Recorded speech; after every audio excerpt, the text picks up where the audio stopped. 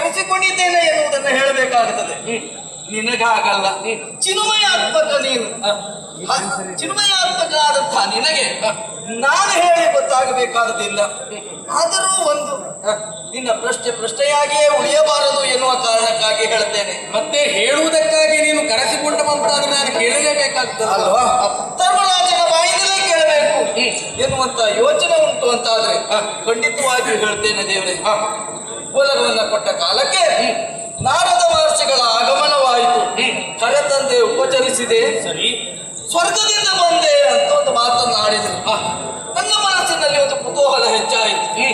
ಕೇಳಿದೆ ಅವರಲ್ಲಿ ದೇವಲೋಕದಲ್ಲಿ ಭಗೀರಥನ, ಮಾಂದಾತನ, ದಿಲೀಪನು ಅವರೆಲ್ಲ ಇರುವಂತಹ ಸ್ಥಳದಲ್ಲಿ, ಅಷ್ಟು ಎತ್ತರವಾದಂತಹ ಸ್ಥಳದಲ್ಲಿ ನನ್ನ ತಂದೆಯವರು ಇದ್ದಾರೋ ಎನ್ನುವ ಹಾಗೆ ಕೇಳಿದೆ. ಕ್ಷೇಮ ವಿಚಾರವನ್ನು ಕೇಳಿದ ಆಕ್ಷೇಪ ಅಲ್ವಾ? ಆ ಸಂದರ್ಭಕ್ಕೆ ಅವರು ಆಡಿರುವಂತಹ ಮಾತು ಏನು?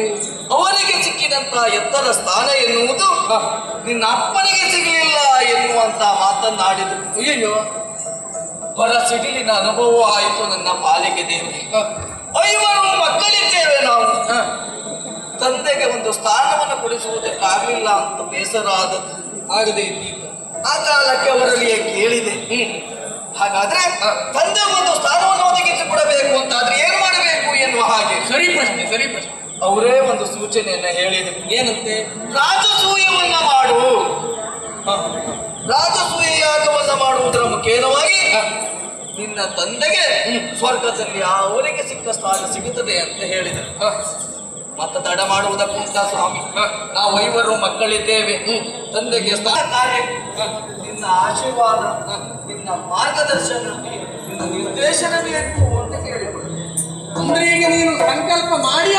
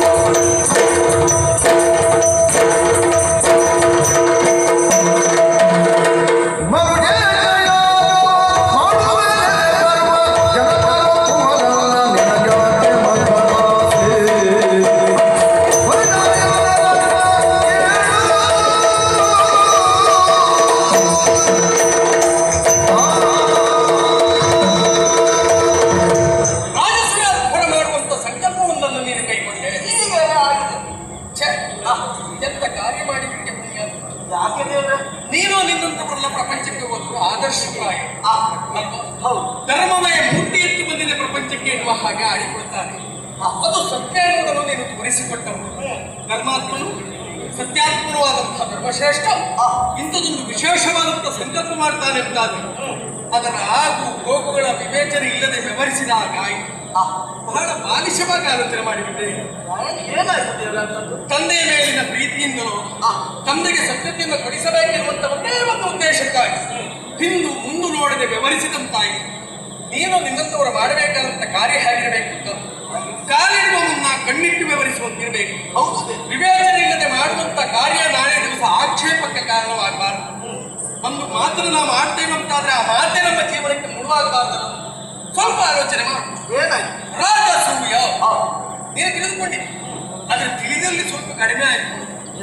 ಪ್ರತಿಯೊಬ್ಬ ಅರಸು ಮಕ್ಕಳಿಗೂ ಅಸೂಯೆ ತರತಕ್ಕಂಥ ಕಾರ್ಯಕ್ಕೆ ನೀನು ಮನೆ ಮಾಡಿ ಹುಟ್ಟಿನಿಂದಲಾಗಿ ದ್ವೇಷವನ್ನು ಎನ್ನುವುದು ನಿಮ್ಮ ಬೆನ್ನ ಹಿಡಿದ ನಿಮ್ಮ ಒಟ್ಟಿಗೆ ಬಂದದ್ದು. ಹುಟ್ಟಿದ ಮರುಗಳಿಗಿಂತ ಇಲ್ಲಿಯವರೆಗಾಗಿ ಒಂದು ದಿವಸವಾದರೂ ಸುಖ ಎನ್ನುವುದನ್ನು ನೀವು ಕಂಡ ಉಂಟ ಪುಣ್ಯ. ಇಲ್ಲಿಯವರೆಗೆ ಗಾಯಾಬ್ಯರಾದಂತಹ ಕೌರವ ಹುಟ್ಟಿನಿಂದ ನಿಮ್ಮ ಮೇಲೆ ಹಗೆತನವನ್ನು ಬೆಳೆಸಿಕೊಂಡು ಬಂದವರು ಹೌದಾದ್ರು. ರಾಜಸೂಯ ಅನ್ನುವಂತ ಮಹತ್ತರವಾದಂತಹ ಕಾರ್ಯಭಾರಕ್ಕೆ ಮನಮಾಡಿದ ಮರುಗಳಿಗೆ ಪ್ರಧಾನವಾಗಿ ಬಂದು ನಿಲ್ಲುವವರೇ ಅಡ್ಡಯಿಸುವವರು ಯಾರು ಅಂತ ಕೇಳಿದ್ರೆ ಅದೇ ಕೌರವ. ದೇವರೇ, ಮತ್ತೆ ಇದ್ದಾರಲ್ಲ, ಅಲ್ಲ ನನಗೊಂದು ಭರವಸೆ ಉಂಟು. ಏನು?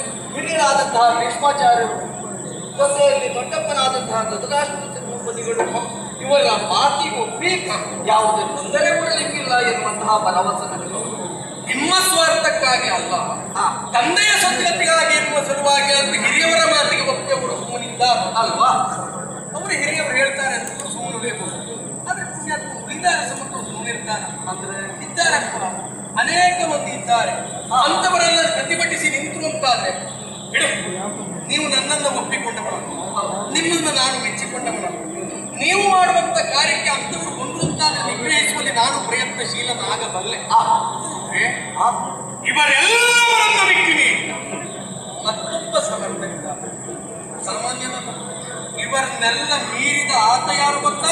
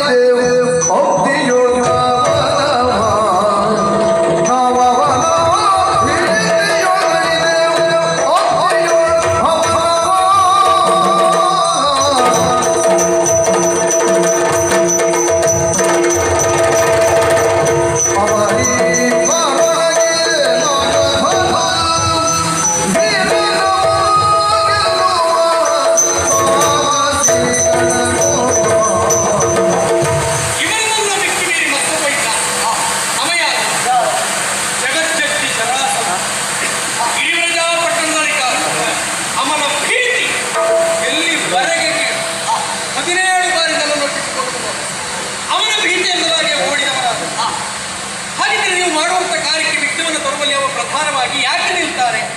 ನಿಮ್ಮ ಮೇಲೆ ಅವನಿಗೆ ಏನು ದ್ವೇಷ ಎನ್ನುವುದು ಪ್ರಶ್ನೆ ಬಂತು ಅಂತಾದ್ರೆ ಅದಕ್ಕೆ ಉತ್ತರ ನಾನೇ. ಯಾಕೆ ಗೊತ್ತಾ? ನಿಮ್ಮ ಪಕ್ಷವನ್ನು ನಾನಿದ್ದೇನೆ ಎನ್ನುವ ಒಂದೇ ಒಂದು ಕಾರಣಕ್ಕಾಗಿ ಅವ ಬಂದು ಅಡ್ಡಯಿಸ್ತಾನೆ.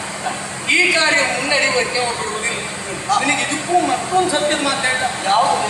ನನಗೆ ಮನೆ ಕಟ್ಟುವುದಕ್ಕೆ ಮೂಲ ಪುರುಷನೇ ಅವಪ್ಪ ಇಲ್ಲಿದ್ರೆ ನಾನು ಮನೆಯೇ ಕಟ್ಟುವುದಿಲ್ಲ. ದ್ವಾರಕ್ಕೆ ನಿರ್ಮಾಣ ಮಾಡುತ್ತೆ ಅವನ ಹೆದರಿಕೆ ಅಂತ. ಗೋಮಂತಕ ಪರ್ವತವನ್ನು ಏರಿದೆ, ಅಲ್ಲಿಂದ ಹಾರಿದೆ, ಸಮುದ್ರದ ಆಳದಲ್ಲಿರುವಂತಹ ಕುಶಸ್ಥಿತಿಯನ್ನು ಬೇರೆತ್ತಿದೆ, ದ್ವಾರಕೆಯನ್ನು ನಿರ್ಮಾಣ ಮಾಡಿದೆ. ಅವನ ಭೀತಿಯೊಳಗೈದೆ ಅರ್ಥಿಯೊಳ ಭವನವ. ಸತ್ಯ ಹೇಳ್ತೇನೆ. ಏನ್ ಮಾಡು? ಅವಸರದಲ್ಲಿ ನೀನೇನೋ ನಿರ್ಣಯ ತೆಗೆದುಕೊಂಡೆ. ಬೇಸರಾಗಬೇಡ ತುಂಬ ಶ್ರೇಷ್ಠ. ನಾರದರ ಮಾತಿಗೆ ಒಪ್ಪಿದ್ದೀನಿ, ಇಂಥದ್ದೊಂದು ಸತ್ಸಂಕಲ್ಪಕ್ಕೆ ಮನ ಮಾಡಿಬಿಟ್ಟೆ. ಇದು ಸುಲಭ ಅಂತ ತಿಳ್ಕೊಂಡಿದ್ದೇನೆ. ಖಂಡಿತ ಸುಲಭ ಆಗಿದ್ದಿಲ್ಲ. ಮಗನ ಒಬ್ಬನನ್ನ ಗೆಲ್ಲುವವ ಇದ್ದಾನೆ ಅಂತಾದ್ರೆ ಇದು ನಡೆಯಬಹುದು. ಇಲ್ಲ ಅಂತಾದ್ರೆ ಆ ಕಡೆಗೆ ತಂದೆಗೆ ಸುದ್ಗತಿಯೂ ಇಲ್ಲ, ಈ ಕಡೆಯಲ್ಲಿ ಸಂಕಲ್ಪ ಹಾನಿ ದೋಷವೂ ನನ್ನನ್ನು ಬಾಧಿಸ್ತದೆ. ಕೃಷ್ಣ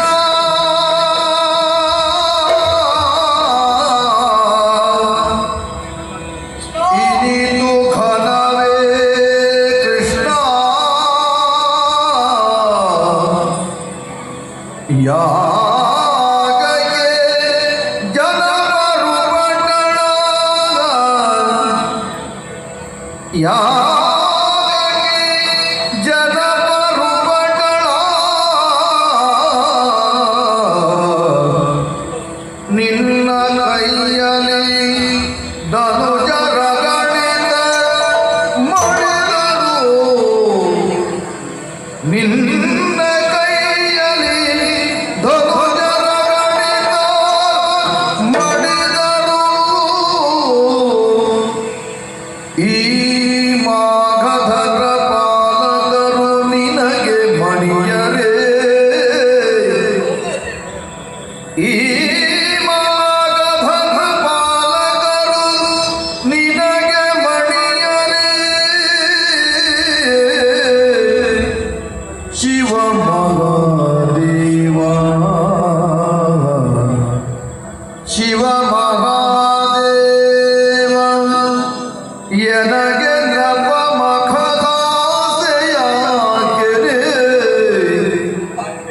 ಶಿವ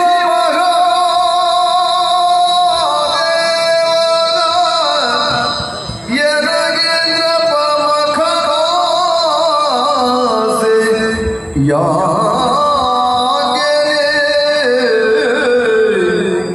ಇನಿದು ಘನವೇ ಕೃಷ್ಣ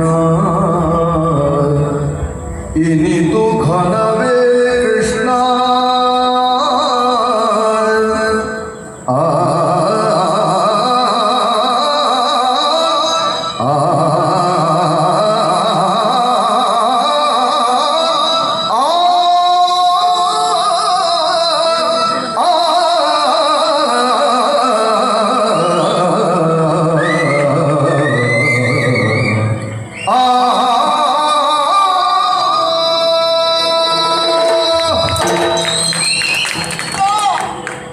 ಆಡಬೇಡ ಕೇಳುವುದಕ್ಕೆ ಸಾಧ್ಯ ಇಲ್ಲ ನನ್ನಿಂದ.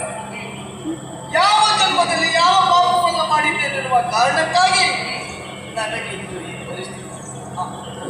ಯಾವ ಕಾಲಕ್ಕೆ ಯಾರು ಊಟ ಮಾಡುವ ಅನ್ನಕ್ಕೆ ವಿಷವಿಕ್ಕಿದ್ದೇನೆ ಎನ್ನುವ ಕಾರಣಕ್ಕಾಗಿ ನನಗೆ ಈ ಪರಿಸ್ಥಿತಿ ಎನ್ನುವುದೇ ಅರ್ಥ ಆಗುವುದಿಲ್ಲ.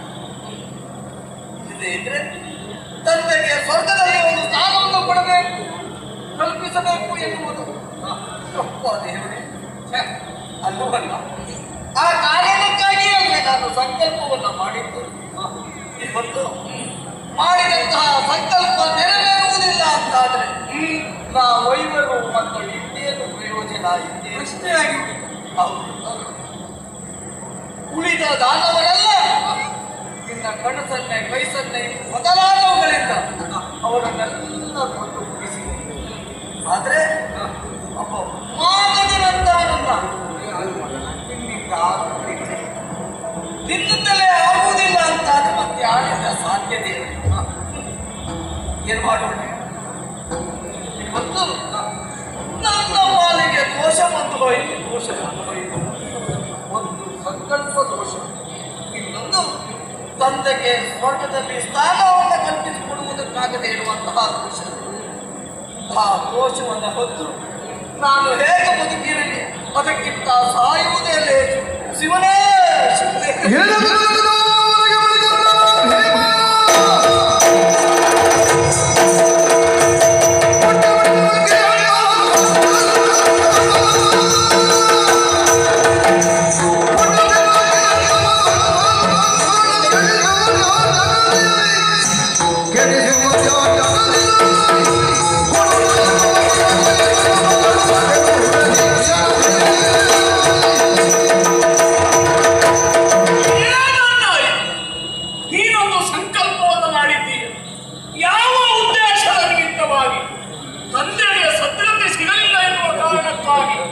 ಯಾವ ಋಣವನ್ನಾದರೂ ತೀರಿಸಬಹುದು, ಆದರೆ ತಂದೆ ತಾಯಿಗಳ ಋಣ ತೀರಿಸುವುದಕ್ಕೆ ಅಸಾಧ್ಯವಾದದ್ದು. ಅವರಿಗೆ ಶಾಂತಿ ಲಭಿಸಬೇಕು, ಯೋಗ್ಯ ಪೀಠ ದಕ್ಕಬೇಕು ಎನ್ನುವ ಕಾರಣಕ್ಕಾಗಿ ನೀನೊಂದು ಸಂಕಲ್ಪವನ್ನು ಮಾಡಿದ್ದೀಯ ಅಂತಾದ್ರೆ ಆ ಸಂಕಲ್ಪ ಹಾಳಾಗಿ ಮಾತ್ರವಲ್ಲ ಎನ್ನುವ ಕಾರಣಕ್ಕಾಗಿ ದುಃಖದತ್ತನಾಗಿದ್ದೀಯ. ಅದು ಯಾರಿಂದ?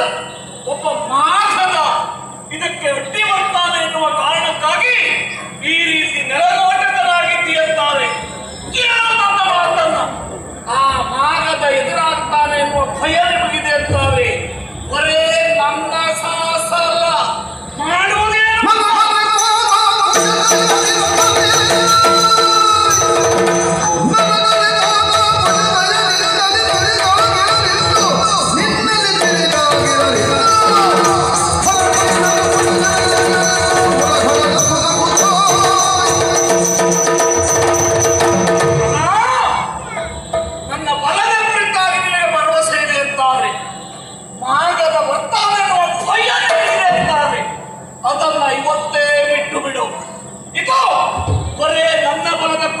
ಆಡ್ತಾ ಇದ್ದುದಲ್ಲ, ಹೆಜ್ಜೆ ಹೆಜ್ಜೆಗೂ ಕೃಷ್ಣಾನುಗ್ರಹದಿಂದಲೇ ಬದುಕುತ್ತಾ ಇದ್ದವರು.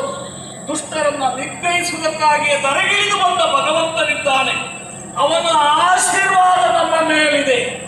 ಅವನ ಆಶೀರ್ವಾದದ ಬಲದಿಂದ ಒಬ್ಬ ಮಾಗದಲ್ಲ, ಒಟ್ಟಾಗಿ ಬಂದರೂ ಕೂಡ ಅವನನ್ನು ನಾನು ಕೊಂದು ಕಲಿತೇನೆ. ಭರವಸೆ ಇಟ್ಕೊಳ್ಳಿ. ಮಾಗದನನ್ನು ಗೆಲ್ಲುವವರು ಹೌದಾಗಿರ್ಬೋದು, ಉಳಿದ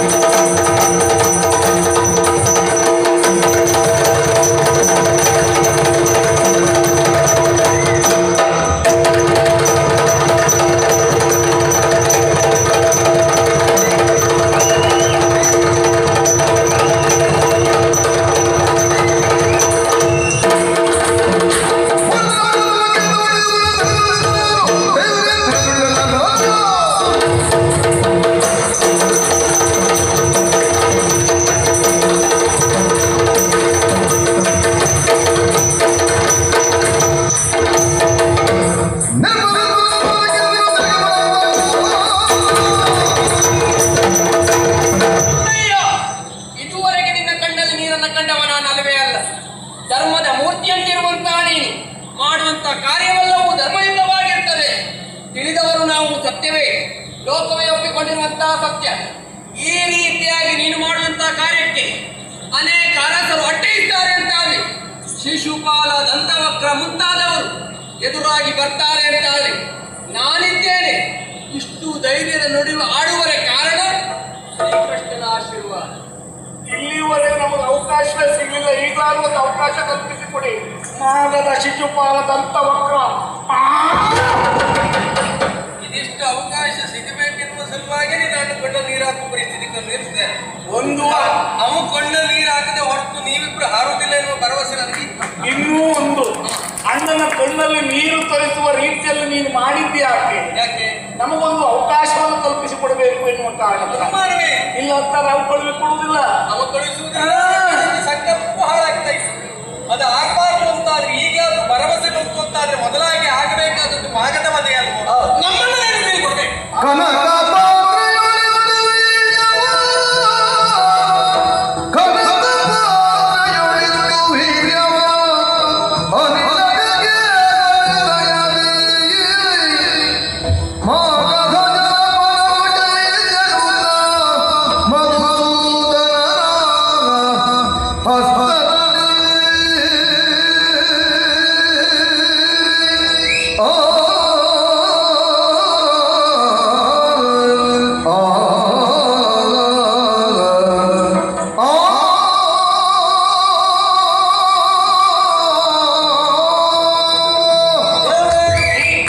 ನಿನ್ನನ್ನು ಸುಮ್ಮನೆ ಅಲ್ಲ, ಲೀಲಾ ಮಾನುಷಧಾರಿ ಎನ್ನುವ ಹಾಗೆ ಕರೆದದ್ದು.